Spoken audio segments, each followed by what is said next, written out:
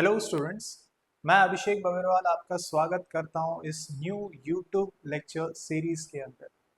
Guys, इस YouTube lecture series के अंदर आपको हम साइंस के यहाँ पर सारे जितने भी यूनिट है, ठीक है, वो सारे कंडक्ट करेंगे। ठीक है, जो भी यूनिट साइंस के अंदर आपको आ रहे हैं 10 स्टेट बोर्ड के अंदर और बाकी भी जितने हैं, ठीक है, वो सभी हम यहाँ पर इसे कंप्लीट करके लेंगे। एक एक चीज का आपको डिटेल नोट्स मिलेगा इसमें।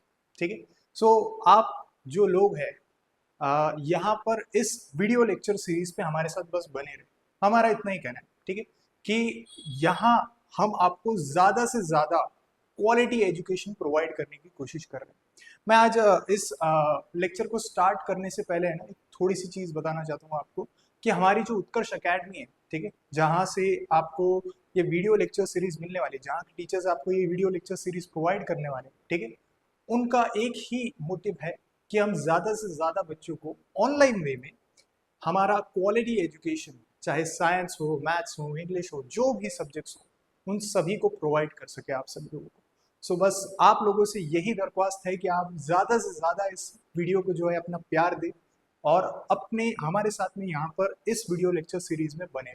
ओके, सो शुरुआत करते हैं हमारे इस पहले यूनिट के साथ, दैट इज ग्रेविटेशन। ठीक है, अभी ग्रेविटेशन जो चैप्टर है, ठीक है, ये आपका सबसे पहला चैप्टर है साइंस 1 के लिए, जो 10th स्टैंडर्ड स्टेट बोर्ड में आता है। ओके, अब इस चैप्टर के अंदर क्या क्या चीजें हम देखने वाले और क्या क्या चीजें जो है हम आगे इस चैप्टर के अंदर समझेंगे, ठीक है, वो properly starting till the end आपको मिलेंगे। प्रॉपर नोट्स आपने बनानी है इसकी। ठीक है, यहाँ पर जो भी आपको मिल रहा है उसके लिए आपको डिटेल नोट्स मिल रही है, हर एक पॉइंट की प्रॉपर डिटेल नोट्स मिल रही है आपको। सो आपने बस बने रहना है हमारे साथ में और एक साथ हम सारी चीजें सीखेंगे, एक एक चीज देखेंगे गाइस, कुछ भी नहीं छूटेगा, कुछ भी नहीं छूटेगा। ठीक है, बस बने रहना। Okay, so let us start the first chapter which is gravitation. ठीक है, अभी जब आप चैप्टर जो है बुक में खोलोगे तब आपको यहाँ पर पहले दिखेगा can you recall. Okay, what is this, let us see कि क्या ये बोलना चाहता है हमें। What are the effects of force acting on an object. अच्छा, किसी ऑब्जेक्ट पर अगर कोई फोर्स लगता है तो उस फोर्स के वजह से उस पे क्या क्या इफेक्ट्स देखने मिलते हैं हमें। ठीक है, ये पहला क्वेश्चन है आपका। अच्छा, इंटरेस्टिंग। अगर लेट अस सपोज कि भाई हमारे पास में एक सरफेस के ऊपर एक फुटबॉल है। Okay, we have a football on a surface. ठीक है, और यहां से इस तरफ से हम जो है इसे फोर्स लगाते हैं, एफ फोर्स लगाते हैं, मैंने किक किया है इसे यहाँ पे। ओके, अब ये फुटबॉल जो है आगे गया, ठीक है, आगे मोशन में आ गया। अच्छा, इनिशियली स्टार्टिंग में पहले तो वो रेस्ट पे था, स्टेशनरी था। ठीक है, और जब मैंने उस पर फोर्स अप्लाई किया, इसका मतलब क्या हो गया, वो मोशन में आ गया, इट कम्स इनटू मोशन। तो इसका मतलब ये है कि जब भी किसी रेस्ट पर कोई एक ऑब्जेक्ट होता है और उस पर हम फोर्स अप्लाई करते हैं तो वो ऑब्जेक्ट मोशन में आता है। वो ऑब्जेक्ट क्या करता है, मोशन में आता है वो ऑब्जेक्ट। ठीक है, that is the first effect. हमें सबसे पहला इफेक्ट क्या दिख रहा है, stationary object comes into motion जब हम उस पर फोर्स अप्लाई करते हैं। ठीक है, ये पहला इफेक्ट दिखा हमें। Okay, late us see the next one. अगर इस ऑब्जेक्ट को मोशन में ला लिया अभी हम, ठीक है, जब ये मोशन में आ गया है और लेट्स सपोज कि ये जो फुटबॉल था ये डायरेक्टली गोल की तरफ जा रहा है और गोल पे खड़ा है हमारा गोलकीपर। ठीक है, गोलकीपर ने जैसे ही फुटबॉल देखा तो उसने आते से उसको कैच कर लिया। अब फुटबॉल इनिशियली जो था वो तो मोशन में था। ठीक है, जैसे ही वो गोलकीपर के पास में आता है, गोलकीपर उसे कैच करता है, उसे स्टॉप कर देता है, यानी वो ऑब्जेक्ट वापस से स्टेशनरी हो गया, यानी स्टेशनरी जो है वहां पर रेस्ट पर आ गया है वो। ठीक है, अगेन यहां पर ऑब्जेक्ट मोशन में था, वो रेस्ट पर आया है, इसका मतलब ये भी तो फोर्स का ही एक इफेक्ट है कि फोर्स से हम किसी ऑब्जेक्ट को मोशन में भी ला सकते हैं और एज वेल एज मोशन से रेस्ट पर भी ला सकते हैं, ये भी करेक्ट है। ठीक है, so secondly an object in motion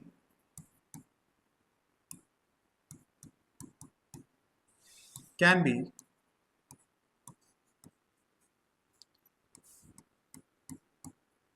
brought to rest, rest पर लाया जा सकता है उसे, ठीक है। सो ये देखा जाता है जिस द सेकेंड इफेक्ट, ठीक है।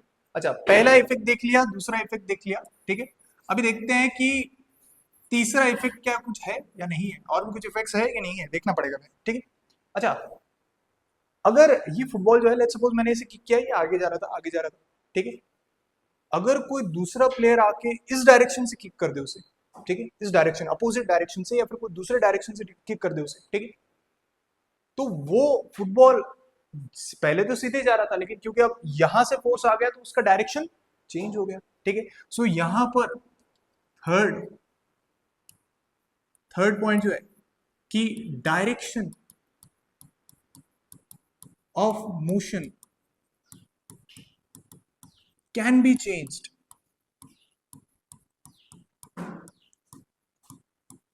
ठीक है। डायरेक्शन ऑफ मोशन जो है वो भी चेंज की जा सकती है with the help of force, effect है उसका, ठीक है। तो पहला देखा हमने, स्टेशनरी ऑब्जेक्ट रेस्ट से मोशन पे आ सकता है, सेकेंड मोशन से रेस्ट पे आ सकता है with the help of force, और थर्ड दैट इज डायरेक्शन उसकी चेंज हो सकती है। ये तीन इफेक्ट्स देखे अभी तक, यस इंटरेस्टिंग है। अब एक और चीज है कि अगर किसी ऑब्जेक्ट पर फोर्स अप्लाई करते हैं, ठीक है, किसी ऑब्जेक्ट पर फोर्स अप्लाई करते हैं तो उसका शेप एंड साइज भी चेंज होता है, उसका शेप एंड साइज भी चेंज होता है।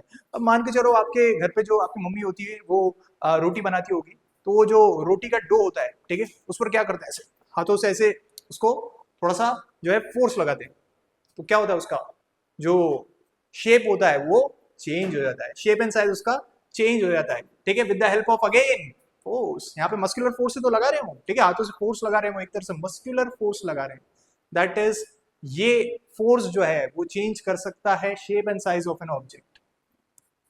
Fourth, shape and size of an object can be changed, उसको चेंज किया जा सकता है with the help of force. तो ये चार मेजर जो है वो इफेक्ट्स देखे हमने इसमें, किसमें, फोर्स में। जब भी फोर्स अप्लाई होता है किसी ऑब्जेक्ट पर तो ये चार मेजर इफेक्ट्स आपको उसमें देखने मिलते हैं। ओके, आई होप ये क्लियर हुआ है आप सभी को। Second, what types of forces are you familiar with. अच्छा, आज तक हमने प्रीवियस ईयर्स में कौन से फोर्स देखे, ठीक है। बेसिकली दो टाइप्स ऑफ फोर्सेस आपने स्टडी किए हैं यहाँ पे, ठीक है। There are two types of studies which are done on force up till now, जो आपने प्रीवियस ईयर्स में देखे हैं, ठीक है। सो पहला जो फोर्स आपने देखा है that is contact, contact force, और सेकेंड जो आपने देखा है that is non contact force.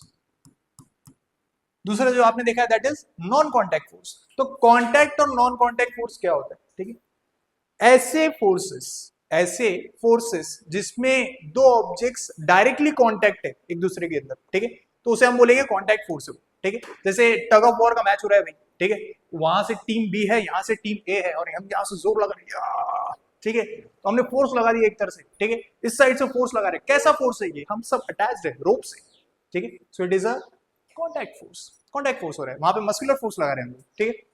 Frictional force is also a contact force. Frictional force जो होता है वो भी एक कॉन्टैक्ट फोर्स होता है।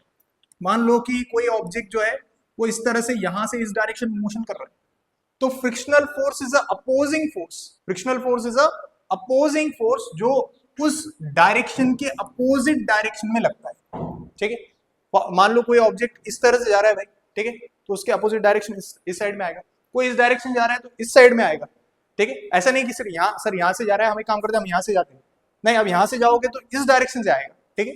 यस, अपोजिंग फोर्स, आप जिस भी तरह से मोशन करोगे उसके अपोजिट साइड में वो अप्लाई होता है। सो यही है आपका फ्रिक्शनल फोर्स। तो यहां पर भी कांटेक्ट आ गया, या सुनो, दो ऑब्जेक्ट्स के बीच में कांटेक्ट आ गया तो वो क्या हुआ, कांटेक्ट फोर्स, ठीक है।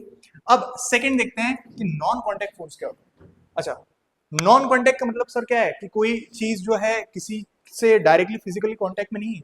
सर जब इंटरेक्शन नहीं हो रहा है तो वो फोर्स कैसे लग रहा है, इसीलिए तो नाम दिया गया है नॉन कांटेक्ट फोर्स, ठीक है।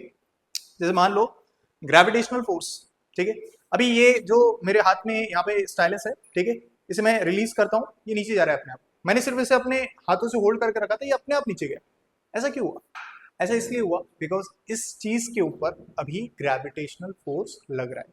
नाउ बिकॉज मैंने इसे होल्ड करके रखा है तो वो होल्डेड है, मतलब उस जगह पे बैलेंस्ड है, ठीक है। जैसे ही इसे रिलीज किया जा रहा है वैसे ही वो क्या जा रहा है, नीचे जा रहा है, ठीक है। तो इसका मतलब नॉन कॉन्टेक्ट फोर्स इसके ऊपर लग रहा है कि नहीं, कहाँ दिख रहा है भाई मुझे? मुझे तो कहीं इसमें ये ग्रेविटेशनल फोर्स कहीं लिख रहा नहीं, ठीक है, दिख रहा नहीं है मुझे। तो यहाँ पर जरूर कौन सा फोर्स है, नॉन कॉन्टेक्ट फोर्स, ठीक है। जैसे मैग्नेटिक फोर्स भी एक नॉन कॉन्टेक्ट फोर्स होता है, ठीक है। एक मैग्नेट दूसरे मैग्नेट को या तो अट्रैक्ट करता है या तो रिपेल करता है, दोनों में से कोई एक चीज करेगा, ठीक है।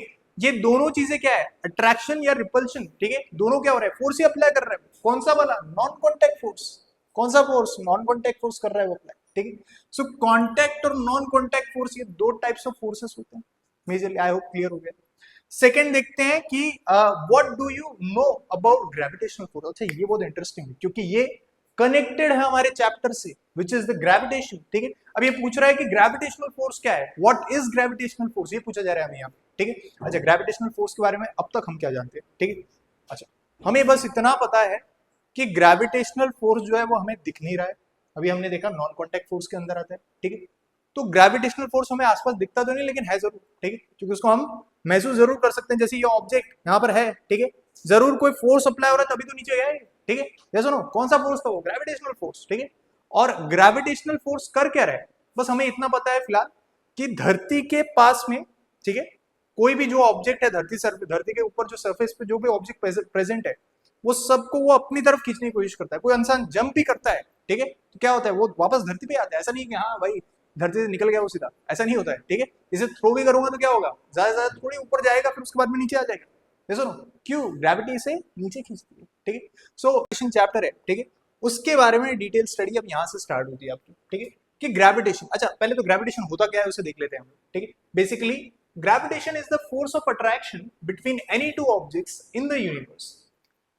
कोई भी दो ऑब्जेक्ट्स इस पूरे यूनिवर्स में कोई भी दो ऑब्जेक्ट्स के बीच में जो फोर्स ऑफ अट्रैक्शन होती है उसी को हम क्या बोलते हैं, ग्रेविटेशन बोलते हैं, ठीक है। अब ये जो ग्रेविटेशन है, ठीक है, ये यहाँ पर एक और जो है पॉइंट दिया गया, द बिगर द मास, यानी किसी ऑब्जेक्ट का मास बहुत ज्यादा है, ठीक है, the bigger the mass of the object the stronger is the pull, the stronger is the pull, stronger is the pull, यानी कि उसका फोर्स ऑफ अट्रैक्शन और भी ज्यादा होगा, ठीक है। फॉर एग्जांपल कोई एक छोटे से पत्थर हमने लिया, ठीक है, और एक बहुत बड़ा पत्थर लिया हमने, ठीक है, और इन दोनों को फॉल करा जाए सबसे पहले बड़ा पत्थर जाता है, ठीक है। बड़ा पत्थर इसलिए ज्यादा, मास ज्यादा है ना, ठीक है, सेंटर की तरफ जो है फोर्स खींच रहा है उसे, ठीक है। तो मास जिसका ज्यादा उसका पुल ज्यादा होता है, ठीक है, उसका पुल ज्यादा होता है सेंटर की तरफ, जो सेंटर ऑफ अर्थ होता है उसकी तरफ, ठीक है। अब यहाँ पे कुछ एग्जांपल्स देख लें, जैसे for example an apple falling on the earth surface. अच्छा ये इसके ऊपर एक इंटरेस्टिंग स्टोरी है, ठीक है। जो न्यूटन थे,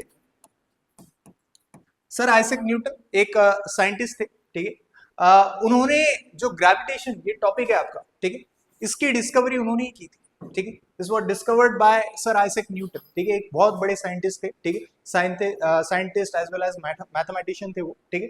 तो उन्होंने कहा था कि जो धरती होती है, ठीक है, वो हर एक ऑब्जेक्ट को अपने सेंटर की तरफ खींचने की कोशिश कर रही है with a force that was named as gravitation. उसी को नाम दिया गया था ग्रेविटेशन, ठीक है। अब ये जो फोर्स ऑफ अट्रैक्शन है टुवर्ड्स द सेंटर, ठीक है, ये हर ऑब्जेक्ट के लिए, छोटे से छोटा ऑब्जेक्ट हो, बड़े से बड़ा ऑब्जेक्ट हो, सब पे अप्लाई होता है, ठीक है।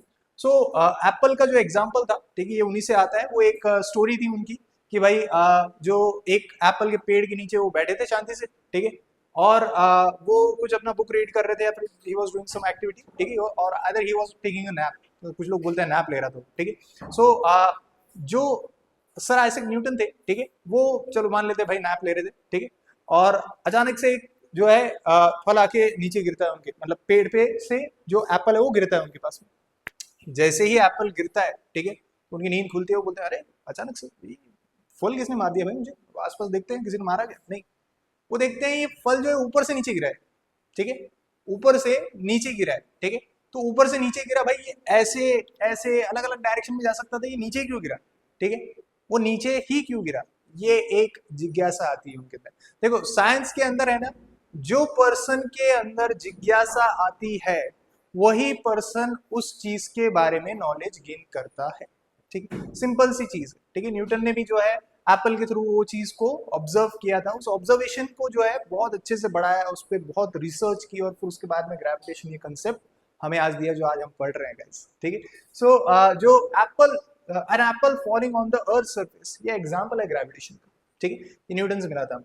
Next, planets revolving around the sun in an orbit. अच्छा, ये सर कैसे हो सकता है, एप्पल का समझ में आ रहा है, लेकिन ये चीज कैसे हो सकती है कि planets revolving around the sun in an orbit, ये भी ग्रेविटेशन का एक एग्जांपल है। यस, यस इट इज, ठीक है। जब आप ये ग्रेविटेशन का फैक्टर सिर्फ धरती पे देख रहे हो ना, ठीक है, हमने यहाँ पे क्या बोला है, यूनिवर्स, पूरे यूनिवर्स के अंदर आता है ये, ठीक है, ये सिर्फ धरती पर नहीं आ रहा है, ये पूरे के पूरे यूनिवर्स पे आप कहीं पर भी चले जाओ आपको ये ग्रेविटेशन जो है ये मिलेगा ही मिलेगा। और न्यूटन ने इसके लिए एक स्पेशल लॉ निकाला है, the Newton's universal law of gravitation, ठीक है। ये लॉ जो है वो हम अभी स्टडी करेंगे आगे, ठीक है, फर्दर थोड़े जो लेक्चर्स होंगे उसमें हम और स्टडी करेंगे कि यूनिवर्सल लॉ ऑफ ग्रेविटेशन क्या होता है आगे, ठीक है। अभी फिलहाल हमें ये देखना है कि planets revolving around the sun in an orbit, ये भी एक एग्जांपल है फॉर ग्रेविटेशन। यस, ग्रेविटेशन की वजह से होता है, ठीक है। आगे और क्लियर होगी ये चीज, ठीक है। Let us see the next one, force and motion. अच्छा सर, फोर्स और मोशन इन दोनों का कुछ रिलेशन है क्या? Yes, there is some relation, ठीक है।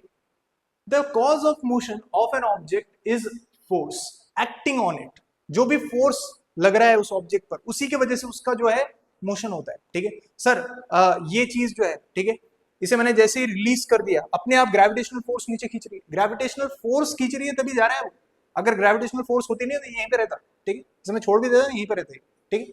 सो ये चीज जो है, ठीक है, ये फोर्स की वजह से आ रही है। कोई भी मोशन हो इस दुनिया का, कोई भी मोशन हो, ठीक है, वो होता उसका कॉज जो है वो फोर्स ही होता है, ठीक है। ये मेजर बात इसमें ये ध्यान रखने वाली, ठीक है। अब इसमें एक चीज बताएगी कि force is necessary to change the speed and direction of a moving object.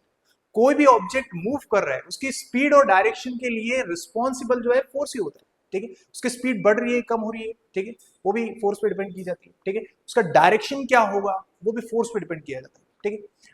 अच्छा, अभी एक नेक्स्ट क्वेश्चन आया हमारे पास में, कैन यू रिकॉल के अंदर कि what are Newton's laws of motion, Newton के लॉज ऑफ मोशन क्या होते हैं भाई? अच्छा, इसके बारे में आपने स्टडी की है प्रीवियस ईयर्स में, ठीक है, न्यूटन्स लॉज ऑफ मोशन के बारे में आपने स्टडी की है, ठीक है। चलो हम थोड़ी चीजें जो है वापस से रिकैप करते हैं, ठीक है, जो पिछले साल आपने पढ़ी होगी, ठीक है। जैसे फर्स्ट लॉ, ठीक है, जो आपका फर्स्ट लॉ ऑफ न्यूटन है, Newton first law of Newton's laws of motion, first law of motion, ठीक, सॉरी न्यूटन नहीं, फर्स्ट लॉ ऑफ मोशन, ठीक। फर्स्ट लॉ ऑफ मोशन वो क्या कहता है, ठीक है। अभी फर्स्ट लॉ ऑफ मोशन जो है, ठीक है, वो ये बता रहा है आपको कि कोई ऑब्जेक्ट अगर मोशन में है, ठीक है, कोई ऑब्जेक्ट अगर मोशन में है so it remains in motion, ठीक है। अगर कोई ऑब्जेक्ट रेस्ट पे है so it remains in rest, ठीक है, until and unless until and unless an external unbalanced force acts on it, ठीक है, उस पर कोई एक्सटर्नल अनबैलेंस फोर्स एक्ट करता है तब तक के वो चीज या तो रेस्ट में ही रहेगी, ठीक है, रेस्ट पे कोई चीज रेस्ट में ही रहेगी भाई। अगर कोई ऑब्जेक्ट मोशन में है तो वो मोशन में ही रहेगा अनटिल एंड अनलेस बाहर से कोई एक्सटर्नल अनबैलेंस फोर्स लग रहा है इसमें, ठीक है। नाउ अनबैलेंस फोर्स ये टर्म भी आपने लास्ट ईयर स्टडी की होगी, दो तरह के फोर्सेस के बारे में हमने देखा है, that is balance force and unbalance force. Balance force वो फोर्स जिसमें नेट फोर्स जीरो होता है, और अनबैलेंस फोर्स वो फोर्स जिसमें नेट फोर्स जो है वो नॉन जीरो होता है। क्या होता है? नॉन जीरो होता है। तो जब नेट फोर्स नॉन जीरो होता है, ठीक है, ऐसा एक्सटर्नल अनबैलेंस फोर्स किसी ऑब्जेक्ट पर लगता है तो ऑब्जेक्ट रेस्ट से मोशन और मोशन से रेस्ट पे लाया जा सकता है, ठीक है, ये देखा है, ठीक है। तो ये Newton's first law of motion है, ये हमने देखा है। अच्छा, कमेंट में मुझे आपने ये बताना है कि Newton's first law of motion का हम और क्या बोलते हैं, एक और नाम दिया गया इसे, ठीक है, वो क्या होता है ये आपने मुझे बताना है, ठीक है। Okay, late us see the next one. ये फर्स्ट लॉ था। अच्छा, सेकंड लॉ क्या था इसमें, ठीक है, let us see the second law. Second law of motion, second law of motion क्या है? चलो सेकंड लॉ ऑफ मोशन जो है उसे हम कैसे बता सकते हैं? अब इसके पहले कि मैं सेकंड लॉ बताऊं, ठीक है, एक छोटा सा टर्म आता है इसके अंदर which is called as momentum, ठीक है, उसे मैं थोड़ा सा डिफाइन करने की जरूरत है, ठीक है, यहाँ पे कि मोमेंटम जो होता है, ठीक है, कोई भी ऑब्जेक्ट में हम अगर मोमेंटम की बात करें, ठीक है, सो मोमेंटम इज नथिंग बट कि उस उस ऑब्जेक्ट का जो मोशन हो रहा है उसके इफेक्ट्स क्या है, ठीक है, effects of motion is nothing but momentum, simple भाषा में समझा रहा हूँ, ठीक है, there are definitions that it is a product of mass and velocity and this and that, वो सब चीजें है, ठीक है, वो अलग चीज आती है, बट मोमेंटम एक्चुअली में और कुछ नहीं, effects of force, effects of motion ही होते हैं, ठीक है, कि कोई ऑब्जेक्ट का अगर मोशन हो रहा है तो उसके इफेक्ट्स कैसे आ रहे हैं, ठीक है। Let's take an example of this, ठीक है, अगर मैं एक बहुत बड़ा मास का स्टोन लेता हूँ, ठीक है, उसे एक हाइट पे लेके गया मैं और उसे रिलीज कर दिया, जोर से नीचे गिरेगा, ठीक है, और एक आवाज होगी, ओके, ऑलराइट, अभी उतना ही हाइट पे मैं एक छोटा सा स्टोन लेके जाता हूँ, ठीक है, और उसको रिलीज करता हूँ, नीचे जाएगा, थोड़ी सी आवाज होगी, ठीक है। अब ये दोनों केसेस के अंदर, ठीक है, दोनों केसेस के अंदर ज्यादा इफेक्ट मुझे फोर्स सॉरी ज्यादा इफेक्ट मुझे मोशन का कब दिखा, जब ऑब्जेक्ट का मास ज्यादा था तो मोमेंटम ज्यादा हुआ, ये पहली चीज। अच्छा, सेकेंड चीज, एक और एग्जांपल लेते हैं हम इसमें, ठीक है, कि अगर लेट्स सपोज आपने वो बुलेट देखी, ठीक है, जो गन के अंदर होती है, ठीक है, उसे हमने डाला और उसे शूट किया एक जगह पे, लेट्स बोले एक वॉल के ऊपर शूट किया हमने उसे, ठीक है, तो जिस वॉल पर जाके वो स्ट्राइक करेगी, ठीक है, वो वॉल पर एम्बेडेड हो जाएगी, ठीक है, यानी उसके अंदर पेनिट्रेट कर जाएगी एक तरह से, ठीक है, तो पेनिट्रेट क्यों कर रही है, बिकॉज बहुत हाई वेलोसिटी से वो फेंका था, ठीक है, बहुत ही हाई वेलोसिटी से जो है वो शूट हुई थी वहां पे, ओके। अच्छा, वही मैंने अगर बुलेट हाथ में लिया और ऐसे थ्रो किया, कुछ होगा? नहीं, कुछ भी नहीं होने वाला। क्यों नहीं होने वाला? क्योंकि मेरी वेलोसिटी, ठीक है, मेरे हाथ से थ्रो करने की वेलोसिटी बहुत कम होगी as compare to the velocity which I am shooting from a gun, ठीक है, एक गन से मैं जो शूट कर रहा हूँ उसकी वेलोसिटी बहुत हाई होगी, ठीक है, तो higher velocity, higher the effects, higher the mass, higher the effects, ये दोनों चीजें हमें दिखती है कब, जब कोई ऑब्जेक्ट का हम मोमेंटम बताते हैं, ठीक है, यानी कि इफेक्ट्स ऑफ मोशन बताते हैं, ठीक है। तो मोमेंटम समझ गए हो, तो यहां पर सेकेंड लॉ जो है, ठीक है, वो यही बोलता है कि the rate of change of momentum is directly proportional to the applied force and the direction of the momentum is same as that of the force, ठीक है, वो डायरेक्शन जो होती है सेम होती है as that of the force, force की जो डायरेक्शन है वो सेम होती है, ठीक है, ये आपको सेकंड बताया गया, ठीक है। अच्छा, थर्ड वाला देखते हैं, let's see the third one, third law of motion. अच्छा, थर्ड लॉ ऑफ मोशन हमें क्या कहने की कोशिश कर रहे हैं, ठीक है, इस दुनिया में कोई भी चीज पे अगर हम एक्शन करते हैं ना, उसका कुछ ना कुछ रिएक्शन होता है, ये बोलता है हमें, ठीक है। फॉर एग्जाम्पल मैंने एक बॉल लिया, उसको वॉल के ऊपर ऐसे फेंका, ठीक है, वो बाउंस बैक करके वापस आता है, ठीक है, अगेन कैच, ठीक है, सो यहाँ पर जो एक्शन किया मैंने उसका मुझे रिएक्शन मिला, सही बात है, ठीक है। अभी ये जो गन का एग्जाम्पल लिया था हमने मोमेंटम, ठीक है, उसी का लेते हैं, तो गन को जो है हम क्या करते हैं, उसमें से बुलेट शूट करते हैं तो उसकी जो शफल होता है वो पीछे आता है, ठीक है, जो उसका शफल होता है उसका पीछे आता है वो, ठीक है, तो जितने वेलोसिटी से हमारा बुलेट आगे गया है ना, उतनी ही वेलोसिटी से उसका रिकॉइलिंग होता है, ठीक है, रिकॉइलिंग ऑफ दैट गन होता है, ठीक है। सो ये चीज भी क्या होता है, एक्शन एंड रिएक्शन, ठीक है। तो आपका जो थर्ड लॉ है, ठीक है, वो यही बोलता है every action has an equal and opposite reaction, equal in magnitude and opposite in direction, equal in magnitude and, ठीक है, circular motion and centripetal force, these are the two new topics which we have to study here, ठीक है। अच्छा, पहले circular motion को समझने की कोशिश करते हैं हम लोग, ठीक है।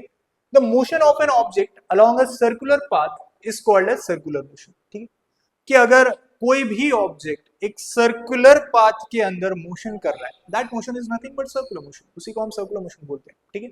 अभी यहाँ पर कुछ एग्जांपल्स है इसके, जैसे कि a stone tied to a string and rotated in a circle, let's suppose मेरे पास में एक स्ट्रिंग है, ठीक है, एक स्ट्रिंग लिया मैंने, ठीक है, धागा, ओके, उस पे एक स्टोन को ट्राई किया और फिर उसके बाद में उसे इस तरह से रोटेट कर रहा हूँ, I am drilling it right now, ठीक है, इस तरह से रोटेट कर रहा हूँ, रोटेट कर रहा हूँ, रोटेट कर रहा हूँ, तो जो स्टोन है, ठीक है, उसका मोशन कैसा हो रहा है, सर्कुलर मोशन हो रहा है, उसका मोशन क्या हो रहा है, सर्कुलर मोशन हो रहा है उसके ऊपर, ठीक है। अच्छा, उस स्टोन को जो है मैं यहाँ पे इस तरह से रोटेट कर रहा हूँ, ठीक है, तो ये जो सर्कुलर मोशन हो रहा है, ठीक है, मुझे इसमें आप ये बताओ कि उस स्टोन का क्या कोई एक डायरेक्शन है या उसका डायरेक्शन हर एक सिंगल पॉइंट पे चेंज हो रहा है, कमेंट सेक्शन में मुझे बताना, ठीक है, कि उसका एक ही डायरेक्शन है या बार बार वो डायरेक्शन हर एक पॉइंट पे चेंज कर रहा है, ठीक है?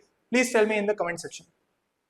ओके, नेक्स्ट देखते हैं इसका example, the moon revolving around the earth. अच्छा, एक जो हमारा धरती है भाई, ठीक है, इसके सराउंडिंग में हम सब जानते हैं मून जो है वो नेचुरल सैटेलाइट होता है, ठीक है, उसके सराउंडिंग में इस तरह से रिवॉल्व करता रहता है, ठीक है। अब ये जो रिवॉल्यूशन हो रहा है उसका, ठीक है, अराउंड द अर्थ, ठीक है, ये भी सर्कुलर मोशन है, yes this is a circular motion, ठीक है, वो एक ऑर्बिट में उसे रिवॉल्व कर रहा है, ठीक है। ये जो मून का रिवॉल्यूशन हो रहा है, ठीक है, मून का रिवॉल्यूशन हो रहा है अराउंड द अर्थ, ठीक है, this is nothing but circular motion. अच्छा, ये सेकंड एग्जांपल है हमारा। मुझे एक और एग्जांपल आप कमेंट सेक्शन में बताओगे कि सर्कुलर मोशन जो है उसके और कुछ एग्जांपल्स होते हैं, तो आप मुझे उसके बारे में बताओगे, ठीक है।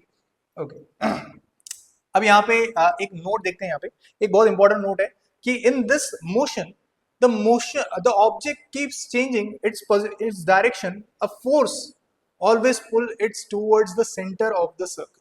अच्छा, यहाँ पे बहुत इंटरेस्टिंग चीज है कि कोई भी इस मोशन में, ये जो सर्कुलर मोशन हो रहा है, ठीक है, इसमें ऑब्जेक्ट जो है हर एक पॉइंट पे डायरेक्शन चेंज कर रहा है वैसे, ठीक है। यहाँ पे आपने जो है उसका पहले क्वेश्चन का जो है आंसर मिल गया आपको, ठीक है, कि हर एक पॉइंट पे डायरेक्शन जो है चेंज हो रही है इसकी, ठीक है।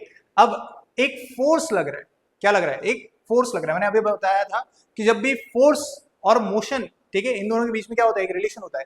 कोई ऑब्जेक्ट अगर मोशन में है, चाहे वो कोई भी मोशन हो, चाहे वो सर्कुलर मोशन ही क्यों ना हो, ठीक है, वो एक फोर्स के वजह से ही मोशन में आता है। यस, एक फोर्स की वजह से आता है। अब वो फोर्स कौन सा है, ठीक है, a force always pulls it towards the centre of the circle, ठीक है।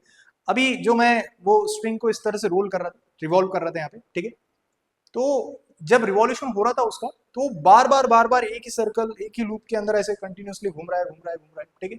वो अलग अलग डायरेक्शन में क्यों नहीं जाता, ठीक है, वो अलग डायरेक्शन में इसलिए नहीं जा रहा है क्योंकि हर बार वो सेंटर की तरफ अट्रैक्टेड हो रहा है बिकॉज ऑफ अ फोर्स, ठीक है, which force is called as centripetal force. उस फोर्स को क्या बोलते हैं हम लोग, सेंट्रीपिटल फोर्स। सेंट्रीपिटल इस वर्ड का ही मतलब होता है कि जो सेंटर की तरफ आए, ठीक है, जो सेंटर की तरफ अट्रैक्टेड हो, ठीक है।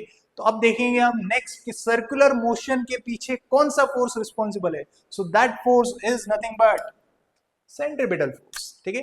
सेंट्रीपिटल फोर्स क्या होता है, a force acting on an object which is moving in a circular path and it is always directed towards the center of the circle, ठीक है। सेंटर ऑफ द सर्कल जो है उसके तरफ वो डायरेक्टेड होता है, ठीक है। अब यहाँ पर अपन ने एक सर्कल लिया है, ठीक है, एक सर्कल के अंदर यहाँ पर वही एग्जांपल ले रहे हैं हम जो हमने पहले देखा था, a stone tied to a string is spin किया उसे, ठीक है।